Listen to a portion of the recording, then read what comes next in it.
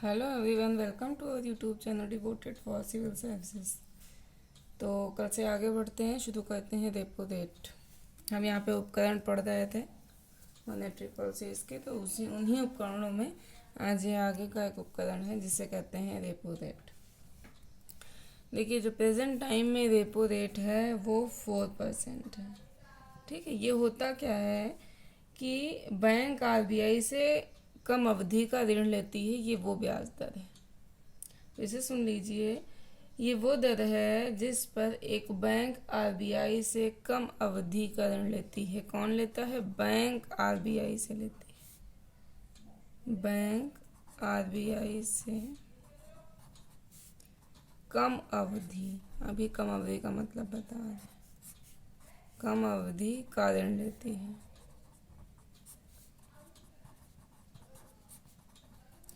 कम अवधि का मतलब है 90 डेज तक,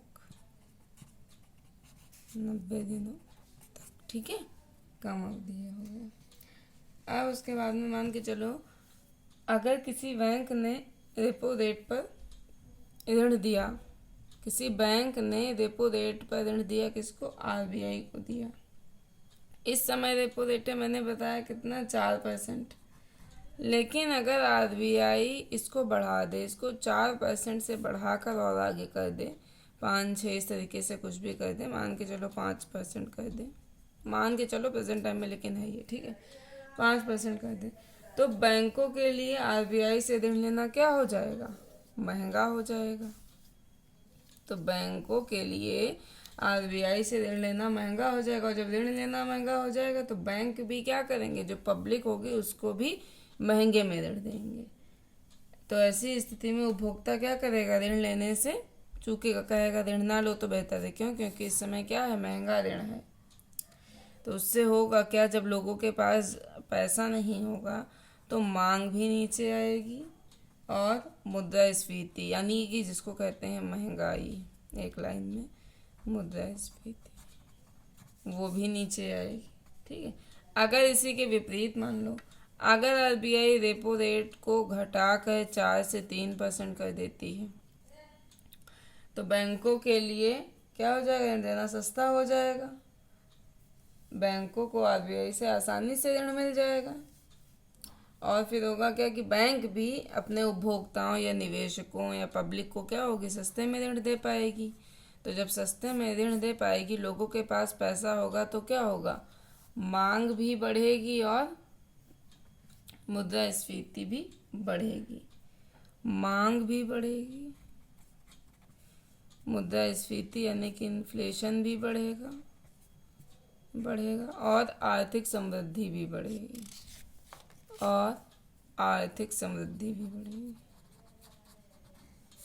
आर्थिक समृद्धि भी बढ़ेगी। ठीक है,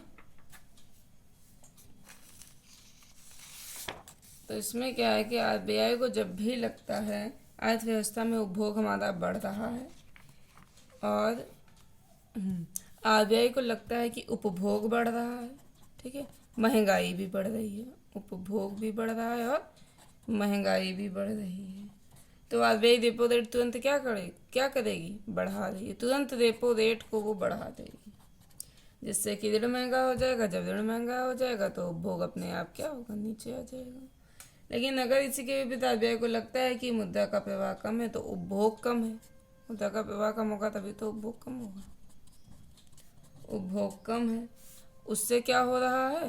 उपभोग कम है, उससे क्या हो रहा है? आर्थिक समृद्धि भी प्रभावित हो रही है। ठीक है, तो ऐसे में आरबीआई क्या करेगी? रेपो रेट को तुरंत कम कर देगी, जिससे कि ऋण सस्ता हो जाएगा, सॉरी, जिससे कि ऋण सस्ता हो जाएगा, और उपभोग और निवेश दोनों क्या हो जाएगा? महंगा हो जाएगा। बस समझ में? अच्छा, ये जो रेपो की पूरी व्यवस्था है, ठीक है, इसको हम रेपो कहते ही क्यों हैं? इसलिए कहते हैं इसको, इसका फुल फॉर्म होता है रेपो का रीपर्चेज ऑपरेशन, या रीपर्चेज ऑपरेशन या इसको कहते हैं ऑप्शन, ऑपरेशन को ऑप्शन। ठीक है। अच्छा, इसको नाम यही क्यों दिया गया है, ऐसा क्यों इसको नाम दिया गया है? तो एक बैंक क्या करती है, एक बैंक जब आरबीआई से रेपो रेट पर ऋण लेती है, एक बैंक आरबीआई से जब रेपो रेट पर ऋण लेती है, तो बैंक आरबीआई के पास अपनी प्रतिभूतियां गिरवी रखती है।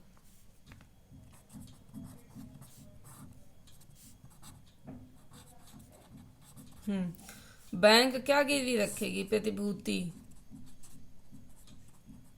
और फिर आरबीआई से क्या लेगी, ऋण, किस रेट पर, आर यानी कि रेपो रेट पर।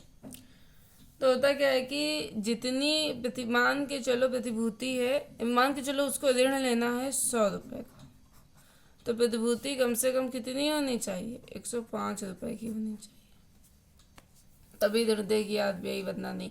मान के जो उसको प्रतिभूति है 100 रुपए की, तो ऋण नहीं देगी 100 रुपए का, तो देगी 95, 90, इस तरीके से, जिस तरीके से भी उसको सही लगेगा, मतलब अपना लाभ लगेगा तभी देगी, वरना नहीं इस तरह देगी। अभी आप नॉर्मली भी कोई संपत्ति खरीदने जाते हैं तो गिरवी जो धनराशि होती है, जो रखी गई होती है, वो संपत्ति से क्या होती है, जो गिरवी रखी गई जो संपत्ति होती है, और जो ऋण वाली राशि होती है, ऋण वाली राशि कम होती है और गिरवी रखी गई संपत्ति क्या होती है, ज्यादा होती है ऋण वाली राशि से। ठीक है। लेकिन ध्यान रहे एक बात, चाहे तो आप लोग नोट करके लिख लीजिए कि जब भी बैंक गिरवी रख प्रतिभूति या गवर्नमेंट सिक्योरिटीज जिसको कहते हैं, सरकारी प्रतिभूति गिरवी रख कर आरबीआई से ऋण लेती है, तो ये वो प्रतिभूतियां नहीं होती हैं जिनको बैंक ने खरीद कर अपना एसएलआर मेंटेन किया था, ये वो प्रतिभूतियां नहीं होती, इसका खास तौर से ध्यान रखिए। एसएलआर में जो उसने प्रतिभूतियां खरीदी होती हैं, अब बैंक को मान के चलो जरूरत है, तो ये वो प्रतिभूतियां नहीं गिरवी रखेगी जो इसने एसएलआर को मेंटेन करने में यूज किया था। ठीक है। तो फिर अच्छा, इसमें रखी कौन सी प्रतिभूतियां जाती हैं जब एसएलआर वाली नहीं होती, हमने बताया था, जो ओएमओ से खरीदी जाती हैं, यानी कि ओपन मार्केट ऑपरेशन से जो खरीदी जाती हैं, ओपन मार्केट ऑपरेशन। जब बैंकों के पास में अधिशेष पैसा होता है, बताया था मैंने पिछली वीडियोस, प्लीज देखते रहिए, अगर ऐसे ही केवल जो पढ़ा यही यही देखेंगे तो फिर नहीं समझ में आएगा। अब ये चीज़ें मैंने वहाँ डिटेल में बताई हैं, तो वहाँ पे जाके देखिए। अब वहाँ अगर वही चीज़ फिर से भी डिटेल में बताने लेंगे तो फिर वीडियो ज़्यादा लंबी हो जाएगी। तो फिर हाँ, जब बैंकों के पास में अधिशेष पैसा हो जाता है, उससे वो क्या करती हैं, ओपन मार्केट ऑपरेशन में क्या करती हैं, प्रतिभूतियां खरीदती हैं। तो यही प्रतिभूतियां यहाँ पे वो गिरवी रखेंगी आरबीआई के पास में। ठीक है।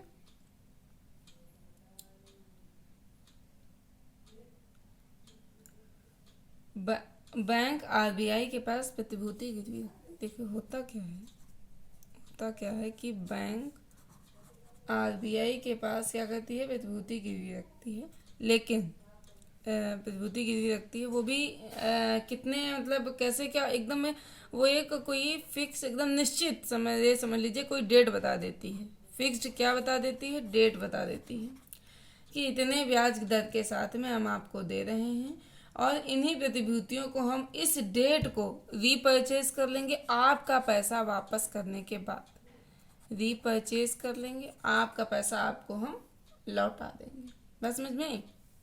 अब जो रेपो होता है हमारा, वो 2 तरीके का होता है। जो रेपो रहता है हमारा, वो 2 तरीके का रहता है। रेपो एक होता है ओवरनाइट रेपो,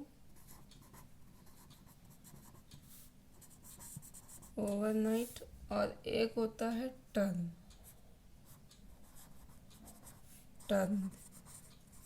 ठीक है।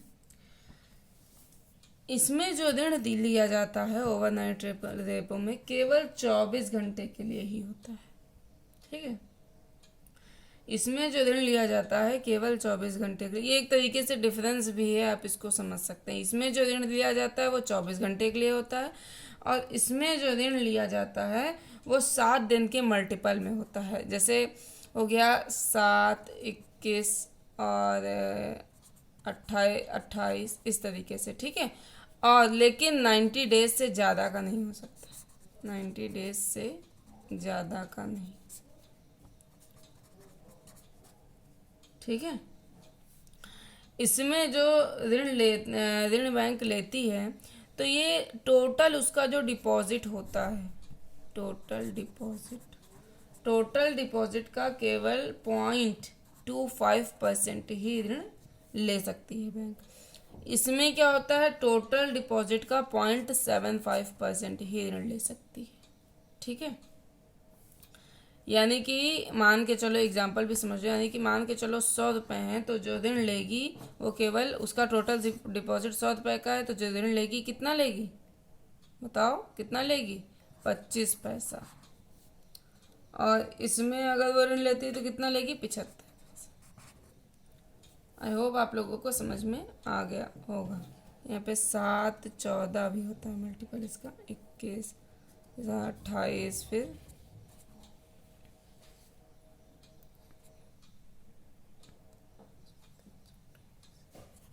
ठीक है। इस तरीके से जितना भी 7 का मल्टीपल होगा, मतलब आप पूरा करते जाइए, लेकिन 90 डेज से ज़्यादा का नहीं होना चाहिए, बात ध्यान रखिए। हाँ, यहाँ इतनी बात आ गई समझ में। कितने घंटे के लिए लेती है, हमने बताया 24 घंटे के लिए, यानी कि या एक दिन भी कह सकते हैं, उतने के लिए लेती है। ये बात आपको आ गई समझ में। अब बात करते हैं रिवर्स रेपो रेट की। और रिवर्स रेपो रेट, इसमें क्या होता है, ये 3.35%। इसमें क्या होता है कि आरबीआई को बैंकों से जब ऋण लेना होता है, तो आरबीआई इसमें अब ले रही है ऋण, ध्यान रखिए। कौन ले रहा है, आरबीआई ऋण लेती है। किससे लेती है, बैंक से। किस रेट पर लेती, कम अवधि का ही रहता है, बात ध्यान रखिए, कम अवधि। किस रेट पर, आर, यानी कि reverse repo rate. Full form एक बार लिख देती हूँ, रिवर्स रेपो रेट, ठीक है। इस रेट पे आरबीआई लेती है, किससे, बैंक से ऋण लेती है। अच्छा, इसको क्या होता है कि रिवर्स रेपो रेट को 3 तरीके से परिभाषित किया जा सकता है। एक तो रिवर्स रेपो, एक तो वो ब्याज दर होती है जिस पर आरबीआई बैंकों से ऋण लेती है, ठीक है, आरबीआई बैंकों से ऋण लेती है, ठीक। दूसरी क्या है, लेकिन तीनों का मतलब एक ही है, ठीक है।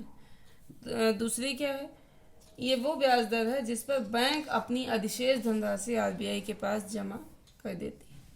ये वो धनराशि है जिस पर बैंक अपनी अधिशेष धनराशि आरबीआई के पास जमा कर देती है।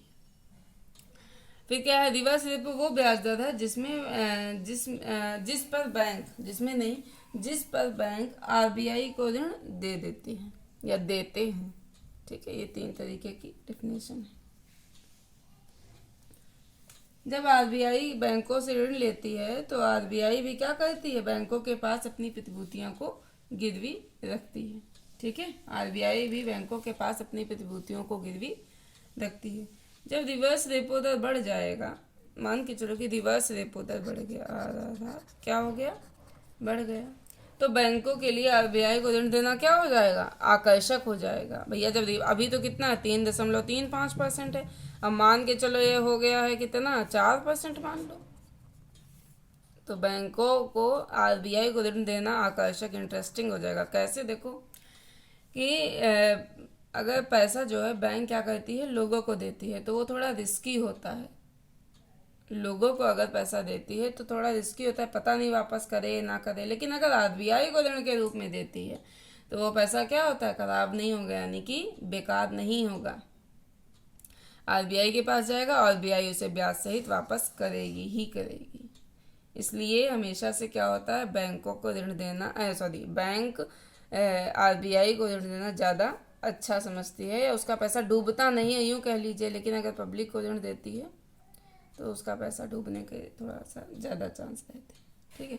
अच्छा, था क्या पहले, रेपो हमेशा से मतलब जो आर है, यानी कि रेपो रेट है, और जो रिवर्स रेपो रेट है, इन दोनों के बीच का डिफरेंस पहले हमेशा 0.25% फिक्स होता था, लेकिन अभी जब से कोविड आया था क्राइसिस पिछली बार मार्च 20 में, उसके बाद से इसको ख़त्म कर दिया गया ये 0.25 वाली बात को। प्रेजेंट टाइम में जो इसका डिफरेंस है, गैप है, वो 0.65%।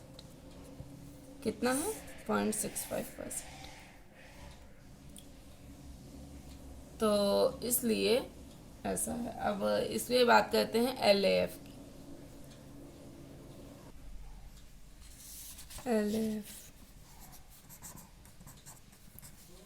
इसको कहते हैं लिक्विडिटी एडजस्टमेंट फैसिलिटी।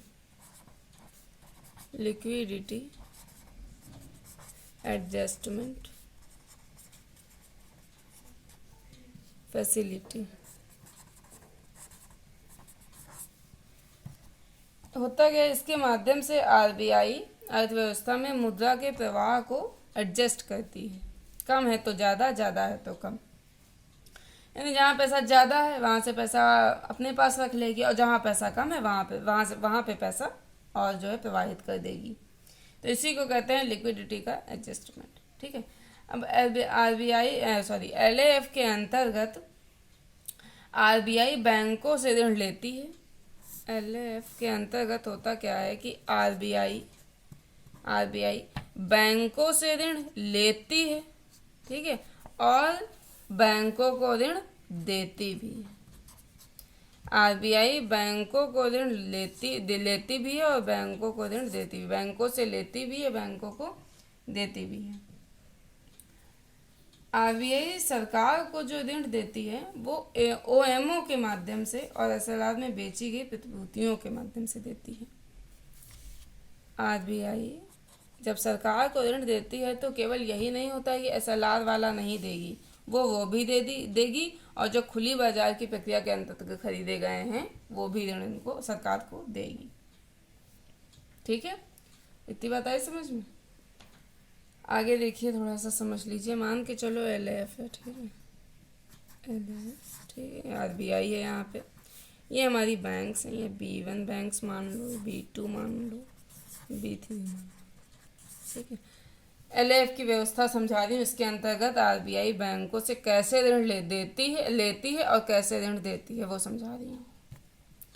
मान के चलो हमारे पास क्या है, 3 बैंक्स हैं, ठीक है। RBI को ऋण चाहिए, 1,000 रुपए का ऋण चाहिए RBI को। RBI ने किया क्या, 1,000 का ऋण चाहिए। B3 हो गई थी, यहाँ पे B4, B5, B6, ठीक है। RBI ने 500 रुपए का इससे ऋण ले लिया, 500 रुपए का, और 500 रुपए का इससे ऋण ले लिया, ठीक है। RBI को 1,000 रुपए के ऋण की जरूरत थी, इससे लिया B1 से और फिर B2 से लिया। अब देना उसको किसको है? हाँ, जब इससे लेगी तो कितने पे लेगी? 3.35%, यानी कि RRR, रिवर्स रेपो रेट पर। अब B4 B5 बैंकों को जरूरत है 1,000 के ऋण की, 500 इसको ऋण की जरूरत है और 500 इसको जरूरत है। तो RBI ने किया क्या, पैसा उठा करके यहाँ दे दिया, लेकिन कितने पे? 4% पे इस समय, क्योंकि जो रेपो रेट है वो 4%। फिर RBI ने किसको दे दिया? इसको दे दिया 4% पे। बात समझ में आई? लेकिन अब इसमें बच रहे हैं क्योंकि RBI को अब जरूरत ही नहीं है पैसे की। तो अब ये लोग करेंगे क्या, B3 B6 आपस में ही लेन देन कर लेंगे, आपस में ही लेन देन कर लेंगे कि भाई हमको ज़रूरत है इतना ले लो, या वो कहेंगे इनको ज़रूरत है इतना ले लो। तो बात समझ में आई? तो ये 2 बैंक फिर RBI यूज़ नहीं करेगी अगर उसका काम हो जाता है इन्हीं 2 बैंकों से, ठीक है। RBI अब क्या है कि प्रॉफिट मेकिंग नहीं है, RBI प्रॉफिट मेकिंग नहीं है, लेकिन उसका प्रॉफिट हो जाता है। कैसे हो जाता है? इसी के माध्यम से वो कमा लेती है। इसमें जो डिफरेंस है 0.65% का, इसी के माध्यम से वो क्या करती है, रुपए कमा लेती है। और RBI का जितना बाकी खर्च होता है, उनकी सैलरी, स्टाफ्स और भी बाकी सब, वो कौन पूरा करता है? वो सरकार पूरा करती है, ठीक है। लेकिन जो RBI इसके माध्यम से कमाती है जितना भी पैसा, वो अपनी कंटिंजेंसी या आपातकालीन कोष में जमा कर लेती है। आरबीआई अपनी कंटिंजेंसी या आपातकालीन जो कोष होता है, आपातकालीन, उसमें क्या करती है, जमा कर लेती है। लेकिन इसका एक हिस्सा, जितना भी पैसा यहाँ पे जमा होगा, जितना भी पैसा जमा होगा, इसका एक हिस्सा उठा करके दे देती है सरकार को लाभांश के रूप में। सरकार को दे देती है किसके रूप में, लाभांश के रूप में। बात समझ में आई? लाभांश मतलब जो भी आरबीआई लाभ कमा रही है उसका एक अंश, उसका एक अंश किसको दे देती है, सरकार को दे देती है। तो समझ में आया आपको? आज मैंने आपको आरआर और मतलब repo rate, reverse repo rate, liquidity adjustment facilities पढ़ाई। और फिर इसके बाद में अगला टॉपिक होगा एमएसएफ, जो कि नेक्स्ट डे कंटिन्यू होगा। एमएसएफ, ठीक है, ये अगला उपकरण है मौद्रिक नीतियों का। फिर से कल पढ़ाएंगे। जैसा भी देखिए आपको समझ में आया प्लीज़ कमेंट करते रहिए, और जो ना समझ में हो वो भी कमेंट सेक्शन में सुझाव जरूर दे सकते हैं। और प्लीज़ चैनल को लाइक शेयर एंड सब्सक्राइब जरूर करें, तभी लोगों तक, तभी मैं बनाने का या मेरी इतनी मेहनत करने का कोई भी फ़ायदा निकल पाएगा। वरना जब कोई देखेगा ही नहीं तो क्या फ़ायदा निकलेगा। तो कोशिश करिए कि ज़्यादा से ज़्यादा शेयर करिए, लाइक करिए और सब्सक्राइब करिए। Thank you so much.